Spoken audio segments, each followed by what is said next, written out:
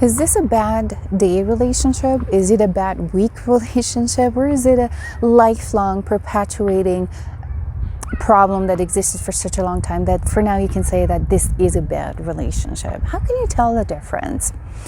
Well, a bad day relationship is that you had a tough day at work and you come home, and originally you and your partner decided who will do the dishes, but somebody didn't do it, and then you already are stressed out from work and then come home and then you get more upset because things are not done. So that would be an example. Of course, you get into a fight and then things get a little bit escalated, and that's a bad day relationship.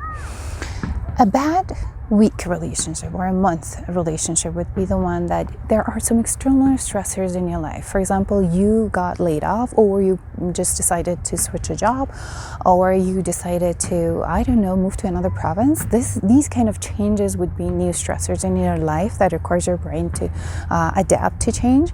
Then in that situation, you might be a little bit more picky towards your partner. Your partner would be kind of retaliating and being more picky towards you, and then pulling each other down and getting into all these bickering and fights. Then it can be a bad month relationship or week relationship, depending how long these fights are lasting.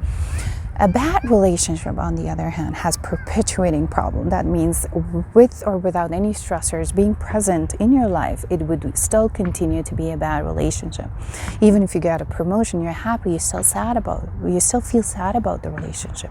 You don't have any stressors in your life, but still there's something missing in this relationship. And you've had this quite for a long period of time, let's say months, or even maybe in some cases a couple of years, that something has changed.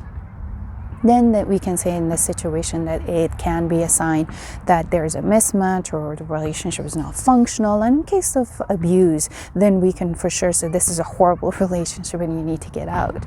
The reason I'm making all these differences is because sometimes people feel emotionally really charged and they automatically assume that they are in a bad relationship, and they think that because of whatever is going on in their life, it is actually the relationship, and they go and try to get rid of the relationship in order to fix their life. However, in some cases the problem actually resides somewhere else. It could be, I don't know, the job loss, for example, or the health change, or the province change example.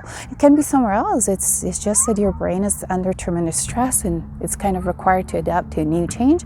So instead, you're going for something that is not the target. And in this case, the target ends up to be the relationship. So sometimes people even fear making that kind of so-called wrong decision. So one way I suggest is give yourself enough time, take a piece of paper and then write the list of the problems and ask yourself, is this a perpetual problem? Is this problem that has been, I don't know, since beginning of the relationship, or is this a problem that just recently got introduced? If the problem is more recent, then chances are it's coming from external factors such as stressors that I already mentioned. If it's not coming from those sources and it's perpetual problem, it has existed, I don't know, after 2-3 months of knowing each other, then chances are you guys are maybe a mismatch, and this relationship is not going to be functional. So if you have any comments, question, or concern, write in the comment section below, and I'll see you guys in the next video. Have a great